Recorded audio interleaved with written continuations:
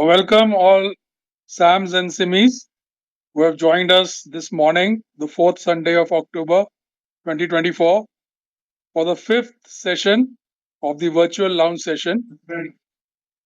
We have today with us Mr. Deepak Sapra, 92 batch, who will be taking this session on the topic small events that change the course of history. Now, Mr. Deepak Sapra does not need any introduction. I'll just give a brief introduction in the sense that I will say that after you completed your apprenticeship, you started your career on Eastern Railway and you had a brief stint at Andal, at Bardwan, and then you moved to Fairley Place, which is the Eastern Railway headquarters. And very soon you switched tracks and you moved over to the private sector, and that you are currently the Chief Executive Officer, the CEO of the Global Business Division of Dr. Reddy Lab Pharmaceutical Division. And in your other avatar, you are the author of a book, The Boy Who Loved Trains. And that's a fictional account of your days as an apprentice at Jamalpur and your early years in the railways. Besides that, you write for various periodicals and journals. And today you will be speaking to us on the topic small events that change the course of history. So, with that, I will immediately hand over to you, Deepak. Please take over from here. Thank you, sir. Thank you. Am I audible? Yes, you're audible. Yes, you order. Oh, okay. Good morning, everyone. And so thank you for the very flattering introduction. I'm kind of overwhelmed, especially with all the people here who I can see on this group. So, first of all, I just want to compliment you for this idea because this really brings out a very different dimension every time we have this talk, and there is so much that each of us is doing in our own areas. Bringing it out in this manner is really a fabulous idea. So thank you for that. The topic I wanted to cover today, and I will flash the presentation in a minute, is on small events that impacted history in a big way. Now, many times we talk of big things. We talk of history being a story of kings, history being a story of rulers, prime ministers, and presidents. But many a time, very, very large consequential events have had their roots in some very small and tiny incidents which might have happened in one part of the world.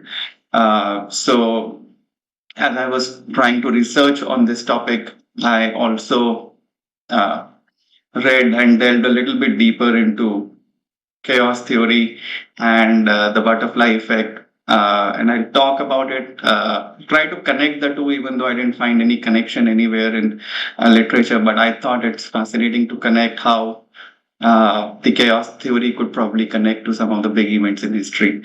I'll connect some events in global history and some in Indian history, and depending on how much time is there or how much interest is there, we can go on. But I expect to finish in about 35 to 40 minutes. So I actually want to start with a little bit of theory on the butterfly effect. The butterfly effect is very closely connected to what we call the chaos theory.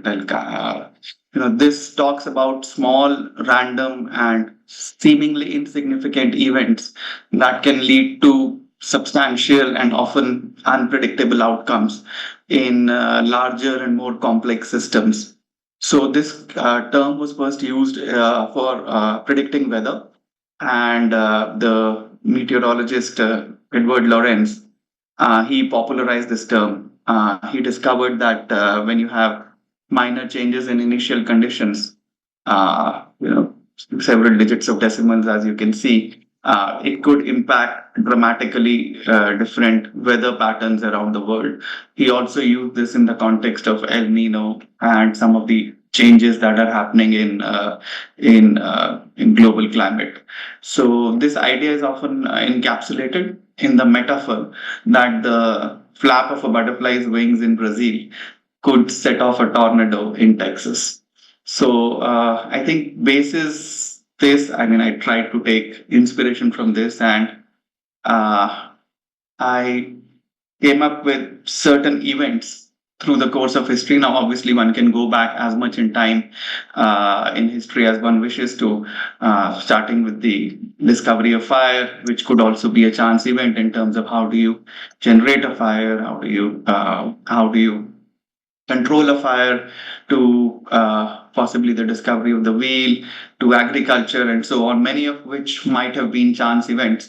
But just moving into, let's say, the medieval, let's say the times of modern history, I tried to put the focus here for the purposes of this presentation. And you can see on the screen a series of events from 1453 all the way up to the partition of India, that I tried to identify a series of events which which would have had an impact uh, in a certain way because of very small chance events happening. And that's what I want to talk about. We have, I think, 12 events here, depending on how we're doing on time and how much the interest is. I try to cover most of them. So I want to start with the first one, which is 1453, on the fall of Constantinople. So, as you can see in the two images here on the screen, Constantinople is modern day Istanbul, and Istanbul is a city which was the capital of the Byzantine Empire for hundreds of years, and it was also one of the most important cities in terms of having control over both Europe and Asia for hundreds of years. Now, the Byzantine Empire, which is essentially an offshoot of the Roman Empire, had been ruling for almost 1500 years, from the turn of the AD to all the way up to the middle of the 15th century. And it was really the most powerful empire in the world. This was also the place where a lot of the spice trade to India and to the rest of Asia used to happen, and spices used to move to Europe westwards. So when Muhammad, who was 19 years old at that time, the leader of the Ottoman forces, and Ottoman basically means Turkish, the Turkish forces. He was very, very keen to enter the city, gain control over Constantinople, and Constantine XI, who was ruling over Constantinople at that time, was he had big ambitions to overthrow that empire and establish the Ottoman Empire in the city. Now, the as you can see here, there's a three-layered fort, and the walls were almost impenetrable. So they continued the siege for almost 50 days, I think 53 days, but could not succeed. However, one night, there was one small gate on the west side of the of Constantinople, which was left open. Now, whether it's by chance or whether there was a traitor, nobody knows. But most of the historians say it was essentially a chance thing that somebody forgot to close that gate, and that allowed a few Ottoman soldiers to enter inside. And once you had a few of them inside, then obviously they went inside, opened the rest of the doors, and that allowed the Ottoman forces to enter into the city. As a result of which they overran the forces of the army of Constantine, and led to the end of the Byzantine Empire. The next few days were fighting, chaos, murders, but essentially a complete shift in the world order as it was existing at that point of time. The Ottoman Empire got established, the Byzantine Empire finished. Uh, Christianity in Turkey, Christianity in Constantinople, which was flourishing, gave way to Islam. And this also underlined the very potent use of gunpowder and cannons in wars, also leading to a shift in trade routes that led to the age of exploration. So the fall of Constantinople is probably one of the most important events that mark the end of the Middle Ages, beginning of the modern age, and the beginning of Renaissance in Europe. Interestingly enough, there was uh,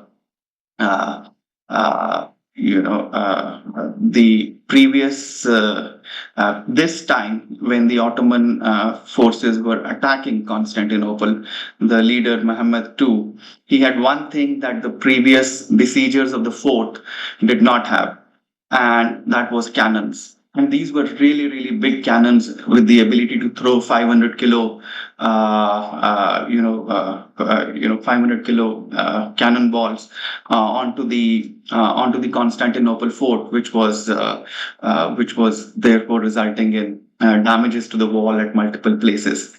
So incidentally, the Byzantines actually had the option to buy the cannons as they had been offered those by their inventor.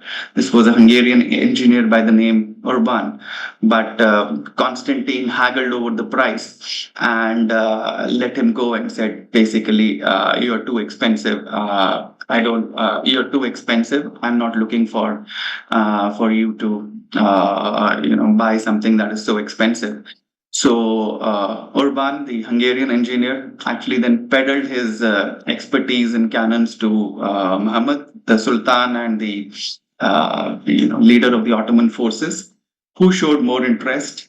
And as a result, these weapons were put to good use, eventually resulting in the fall of Constantinople. So that's the story around the fall of Constantinople and how it kind of impacted the world. So if I move forward from here, if I move ahead, uh, because Constantinople came under the control of the Ottoman Empire, therefore the trading routes from Europe to Asia began to be controlled by the Ottomans, and it became very difficult for Europeans to trade in spices into Asia. As a result of that, the Europeans thought that there has to be another way to reach Asia, another way to reach India, and that is when the entire process of discovering a sea route to India and to other lands in Asia began. A lot of the countries started funding these voyages. The Dutch started funding these voyages. The Spanish started funding these voyages. The Portuguese started funding these voyages, eventually leading to perhaps one of the most significant events in 1498, which is about Vasco da Gama's arrival in Calicut, and after a very, very difficult journey through the Cape of Good Hope. And they had almost given up. It was a very harsh journey. A lot of soldiers, a lot of the seamen had fallen victim to scurvy. A lot of them could not cope up with the harsh conditions.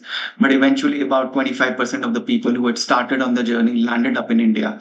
And this event, of course, as we all know, opened up the direct maritime trade, leading to European colonization, with the Portuguese coming in, followed by the Dutch, the French, and eventually the British. So that's the ripple effect of that gate left open in Constantinople, and eventually leading to something like this. Now, if I move forward, while the Europeans were trying to find a sea route to India, India was operating in its own, in its own situation, wherein the Mughal Empire, which had started with Babur in 1526, was actually in trouble. Humayun was routed, and the Mughal forces had retreated. Hemu, also known as Hemu Vikramaditya, was the one who had risen through the sheer dint of his hard work and capability. And with Adil Shah, he became a very prominent figure and eventually ended up becoming the emperor of Delhi. Now, Hemu was, of course, Akbar, who was young at that time, 13, but with the aid of his general Ibrahim Khan and with the rest of his advisors, Akbar was advised to go to war against Hemu, and this is the second battle of Panipat in 1556.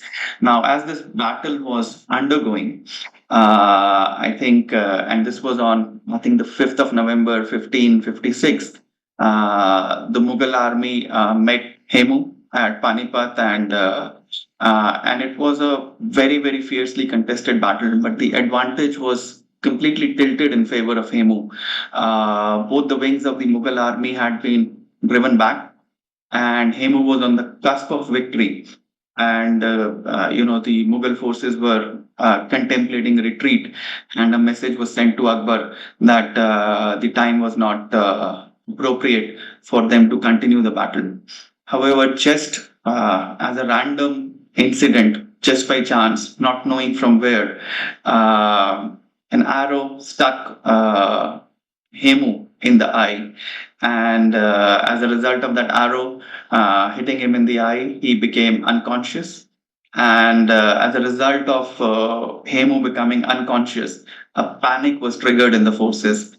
The army of Hemu, the formation which they had, they broke the formation and fled.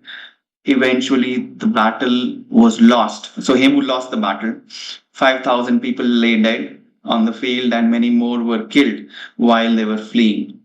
So the elephant, and you can see that elephant here in that visualization in that drawing on the screen, which was carrying the wounded Hemu, was captured by the Mughal forces and led to the Mughal camp. At that point of time, Bairam Khan, who was the principal advisor to Akbar, he asked the 13-year-old Akbar to go ahead and behead Hemu, and so which is what Akbar did, and he took over the title of Ghazi. Hemu's head was sent to Kabul, while his body was on display in Delhi. So I think that was a very, very significant event, resulting in Hemu's defeat, solidifying Akbar's rule over northern India, and starting the age of dominance of the Mughal Empire over large parts of North, East, and Western India. So as I move forward from this event, in another part of the world, there was something happening which can actually connect to this. So you can see two pictures here. The first one is probably you cannot read what is written on the plaque on the board, but this is believed to be the spot where the apple fell on Isaac Newton's head. And on the right hand side, you can see an offshoot of that original tree in Cambridge. So of course, all of us know the story of apple falling on Newton's head, leading him to formulate the laws of gravity. Now, whether it fell on his head or by his side is debatable, but eventually the question that was asked, and this is captured by Isaac Newton himself in his writings, is that why would the apple always fall in a straight line? And this question, of course, laid the foundation for the laws of gravitation, led to the foundation of classical mechanics, and led to significant advancements in physics, thereby engineering, and really changing the history of the world in a very, very big way.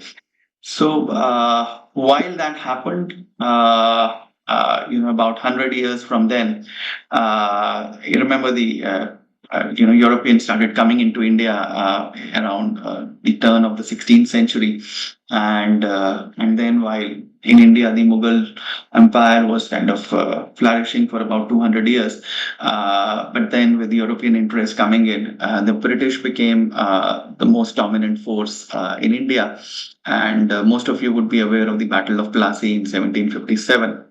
Now, this battle was fought between the British East India Company, uh, led by Robert Clive, and Sirajuddaula. Sirajuddaula was the Nawab of Bengal. And while the battle was underway, and if you see what capacities and capabilities were there on both sides, Sirajuddaulla's army kind of outnumbered Robert Clive's army by almost 10 is to 1. Clive had about 3,000 soldiers, and Sirajuddaula had about 40,000. So while the battle was continuing, uh, during it, there was a downpour, which rain started coming. It was not expected.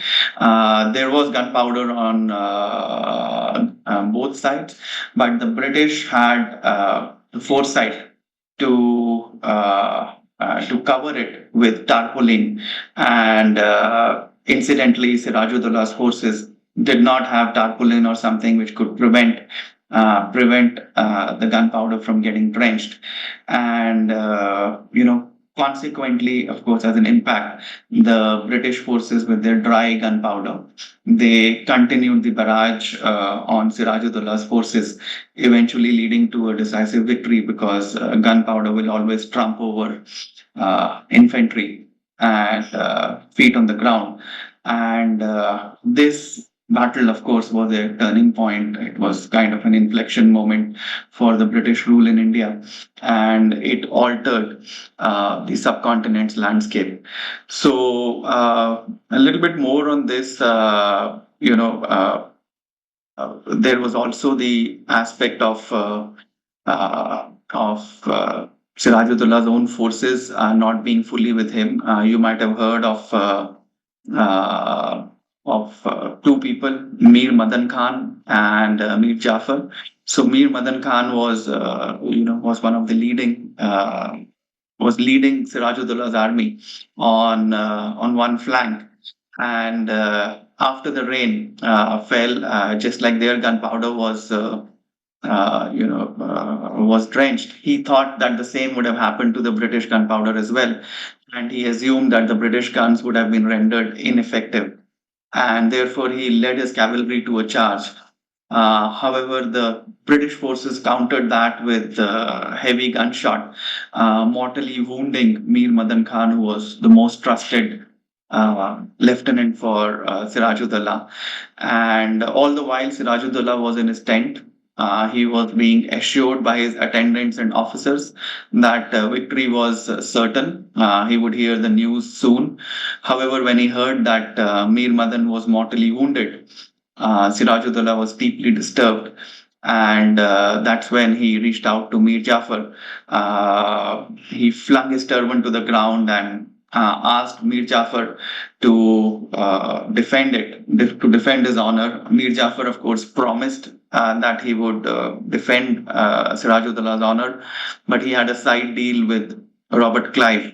And as soon as this happened, Mir Jafar sent word to Clive, urging him to push forward, and basically gave away the strategy that Sirajuddaulah had in place.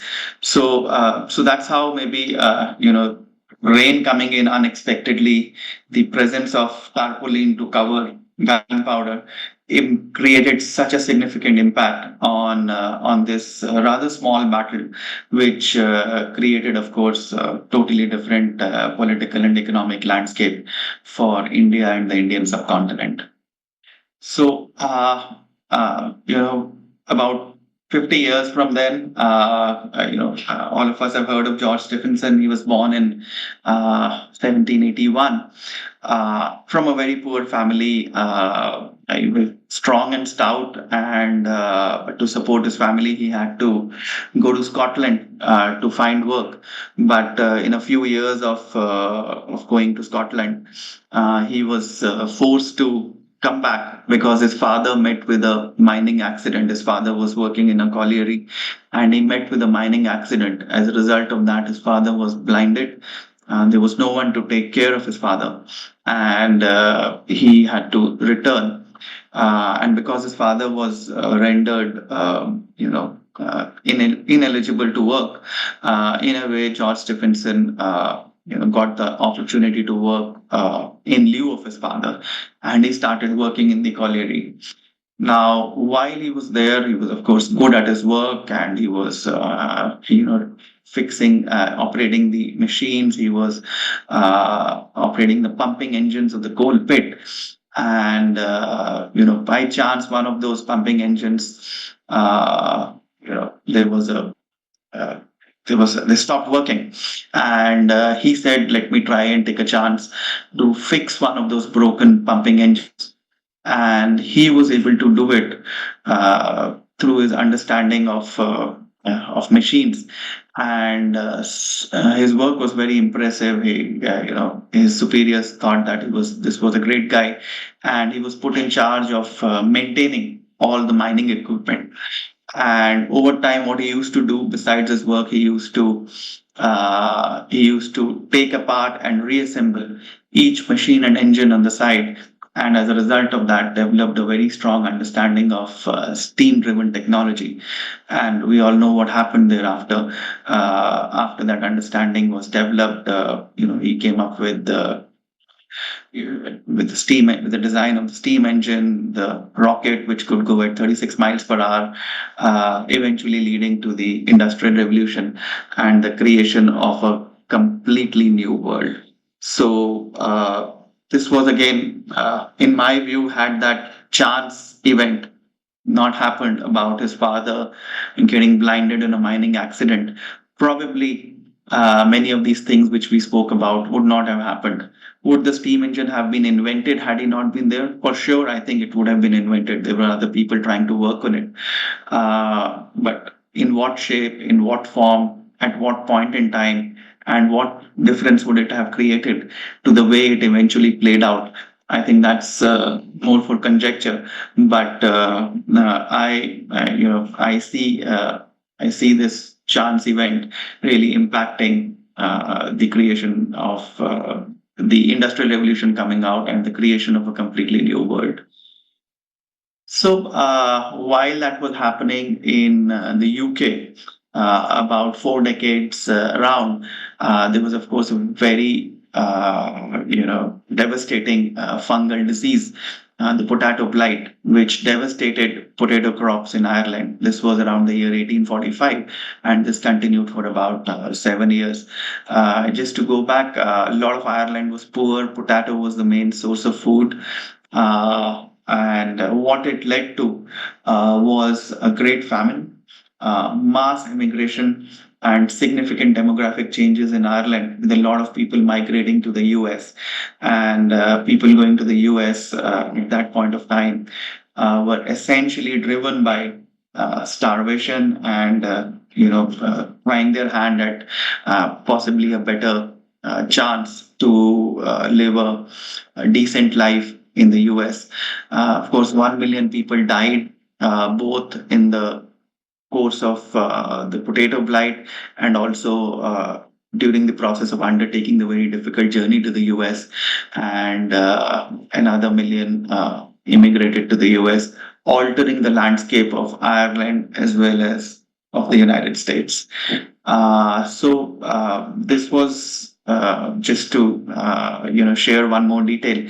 This was a particular mold known as Phytophthora infestis. That was the mold which caused the destruction of this disease, which incidentally came in because somebody got that mold during one of his travels to outside Ireland. And as a result of that, that one mold led to this infestation, and it destroyed about 50% of the potato crop in 1845, and about 75% of the potato crop every year from 1846 to 1852.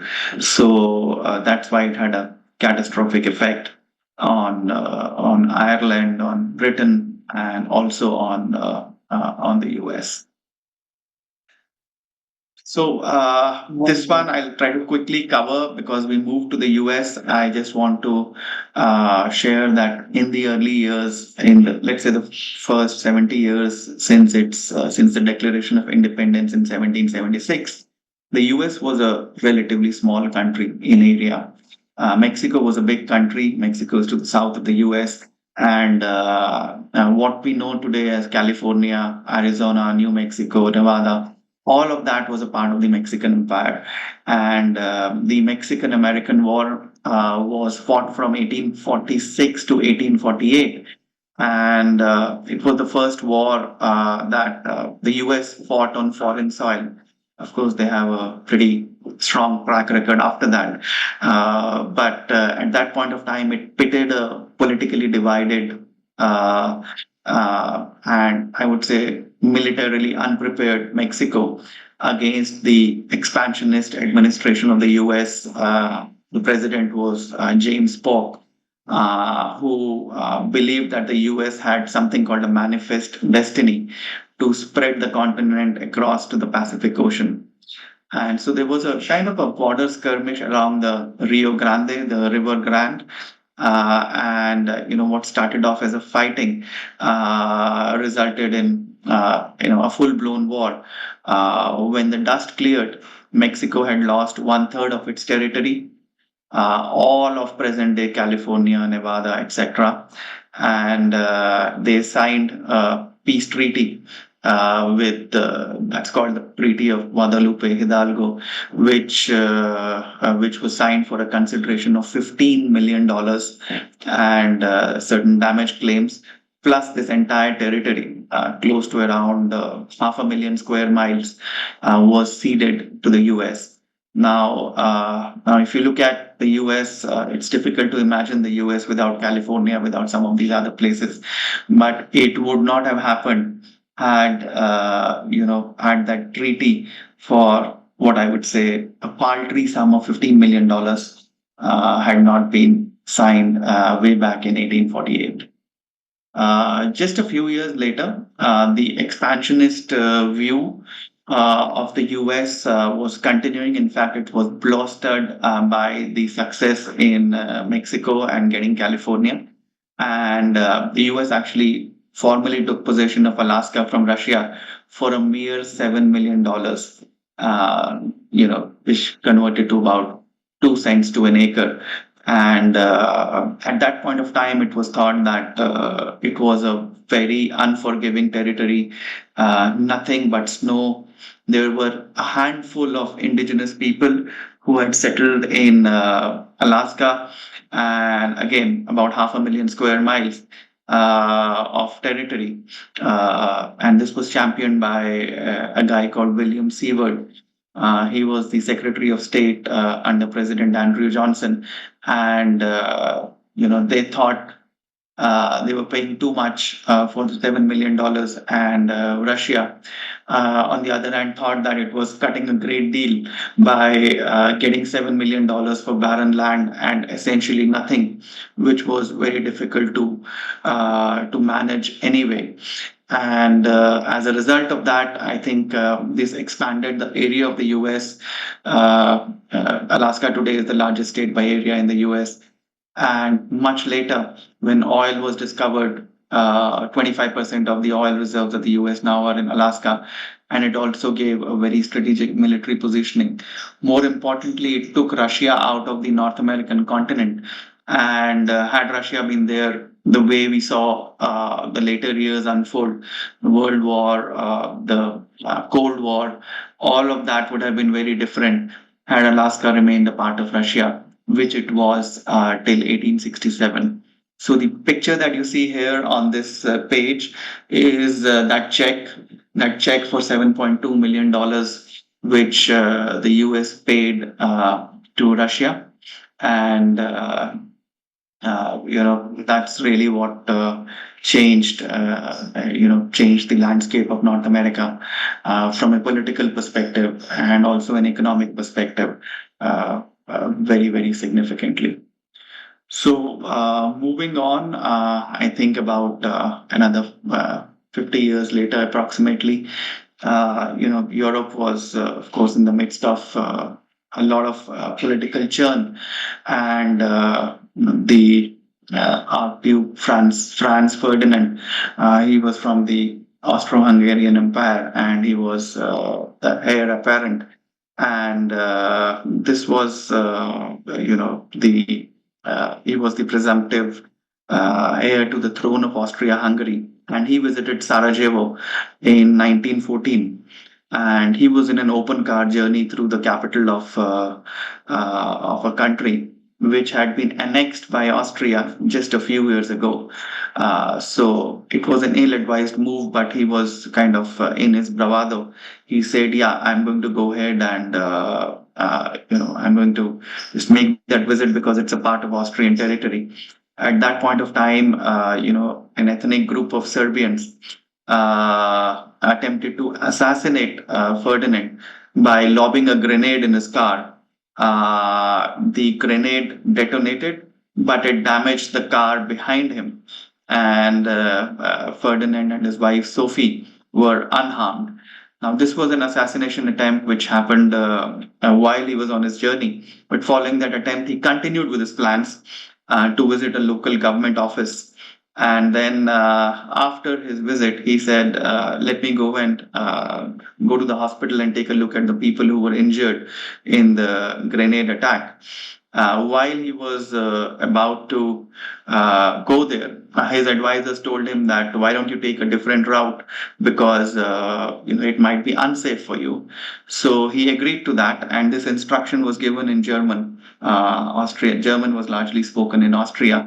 The driver who was driving his car was Czech, so he couldn't understand a word of it.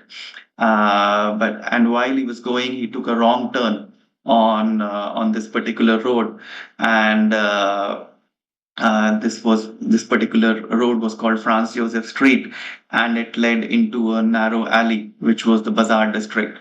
So as a result, the car turned onto that street, which it was not supposed to turn, and just as it turned, there was this 19-year-old boy who you can see in this painting, Gravilov Princip, who had stationed himself along the originally published route, but he was told that he had gone to the city hall and is no longer coming. But suddenly, when he saw the car turn in that direction on that street, he couldn't believe his luck, and he just took two shots and killed Ferdinand and his wife. Now, why was all this important? Why was that wrong turn significant? Because eventually it made events take a turn for the worse.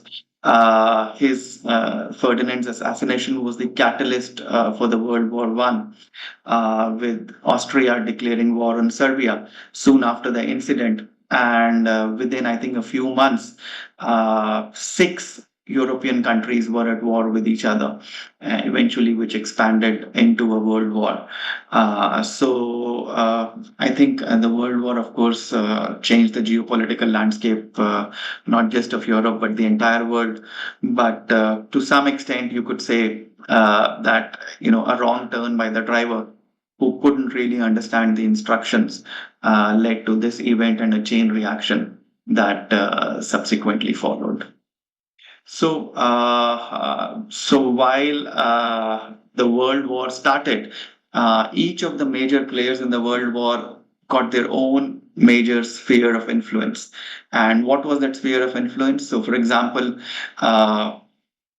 the French started to develop a sphere of influence with the Ottoman Empire, which we spoke about earlier after the fall of Constantinople. The Russians got busy with the Russian Revolution in 1917, so there was a lot of internal strife happening within Russia. The Americans were really they didn't lose a single soldier to battle till that point of time, and they were looking at expanding their sphere of influence through science, technology, and their inventions. That is when the British thought that they needed a sphere of influence.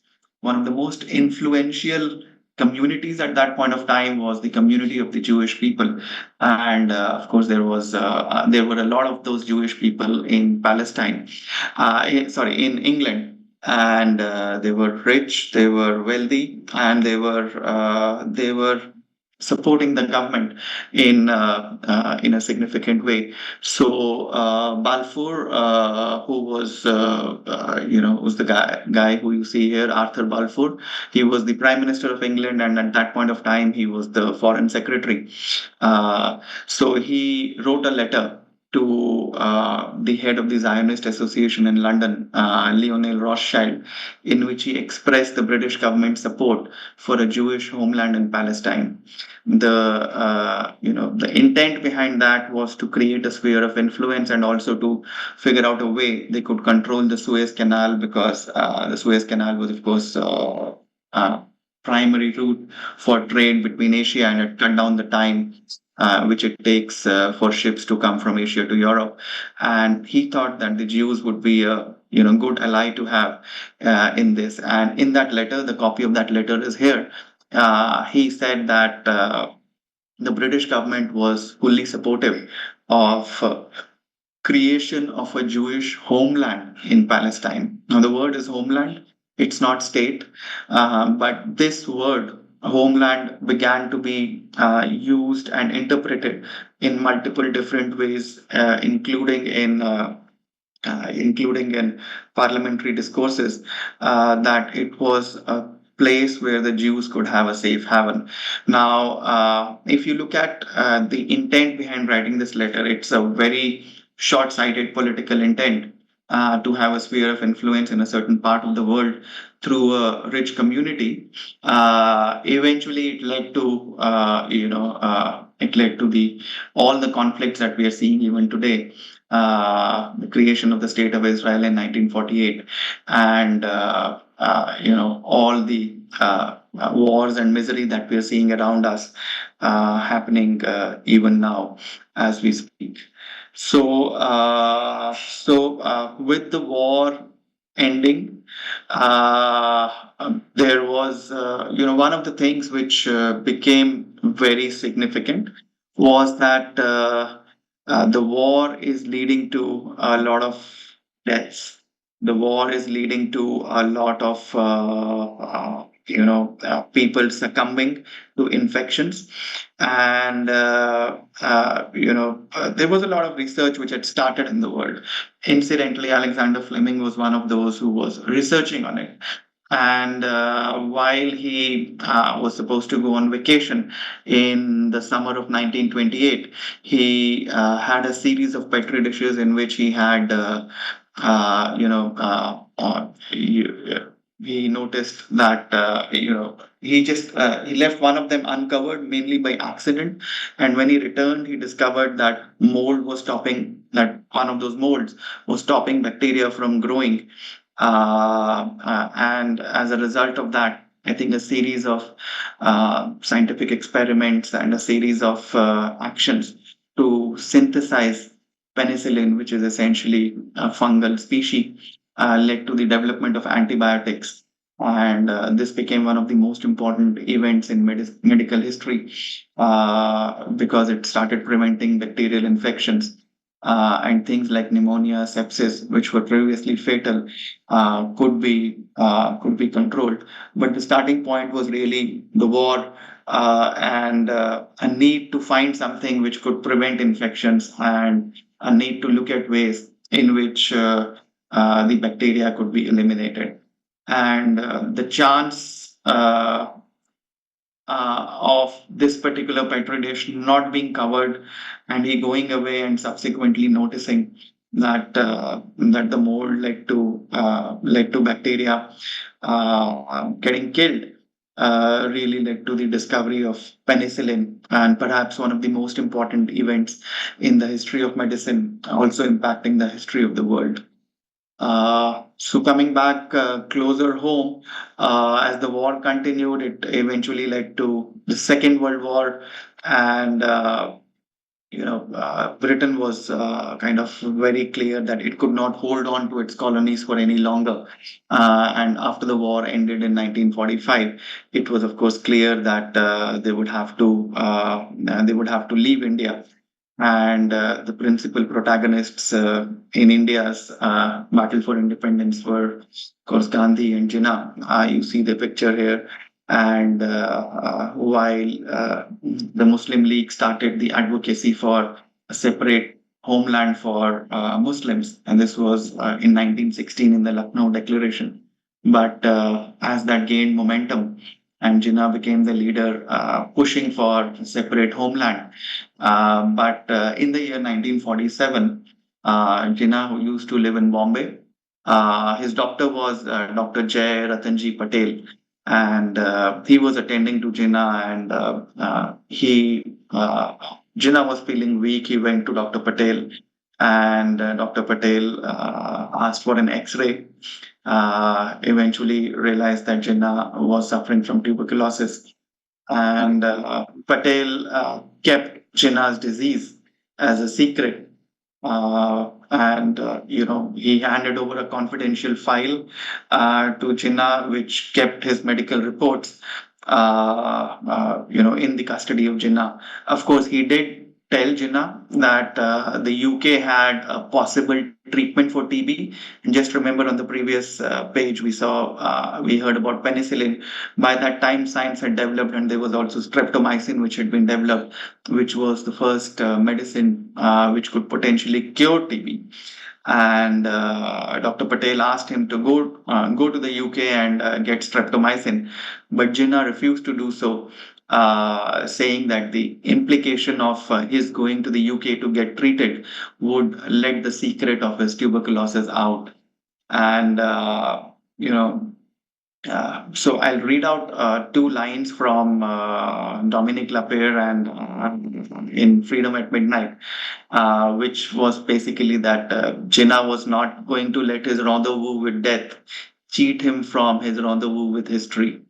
With extraordinary courage and an immense and consuming zeal that sent his life's candle guttering out in a last harsh burst of flame, he lunged for his lifetime's goal. Speed, Jinnah told Mountbatten after their first discussion, was the essence of the contract of India's independence. And so too it had become the essence of Jinnah's own contract with destiny. So basically, his disease was kept a secret. Mountbatten also later in 1960 revealed that he did not know anything about the disease. And had he known about the disease, he could have probably delayed the independence of India, and knowing that Jinnah was on his way out, probably prevented the partition of India and the creation of Pakistan. And Jinnah did pass away about 8 months after the independence of Pakistan in India. And tuberculosis took a toll on him, and he was not able to, live beyond 1948. So I think here the chance event probably, or the one small thing is the doctor keeping the secret and nobody coming to know of this condition. And had that illness been known, it might have altered the course of India and history, perhaps forever. So those are the examples I wanted to take. I won't delve into this page that you can see, but this is the how a lot of people are defining chaos theory. But the point is that it helps us to understand that a lot of things which we attribute to the unknown can actually be comprehended as cause and effect if we are able to recognize those small changes in the input variables. And no matter how complicated they are, but the output variables, but there is something in the input variable that is impacting the output. The chaos theory, of course, finds structures and patterns in all of this. And it's not only about the inputs, but also the internal mechanics of the system. And that's how we can kind of understand some sort of systemic behavior. The question, of course, is can we apply this to our life? Is whatever is happening around us today, can we can we say that this is likely to have a big impact sometime later? I think that's, of course, difficult to say. But what I found fascinating in the course of researching for this talk was really the connection between small things on one side and the big impact that they could potentially create on the other. So I think that's all I want to share. Thank you for listening patiently, and happy to hear any comments or suggestions, or maybe even your uh, you know uh, uh, thoughts about certain other events which might have been driven by chance or driven by a small thing leading to a big impact, whether it is in history or in your own life. So thank you. Thank you. Yeah. Thank you, Deepak. That was a fascinating tour de force of history from the Byzantine era right to the present day independence of India. A small door left open in the fort in Constantinople, and how it affected the history of Europe, followed by what happened to the Mughal ruler. But fascinating, I must say, the events, small events which changed the course of history. You really summed it up, not only in the Indian context, but worldwide.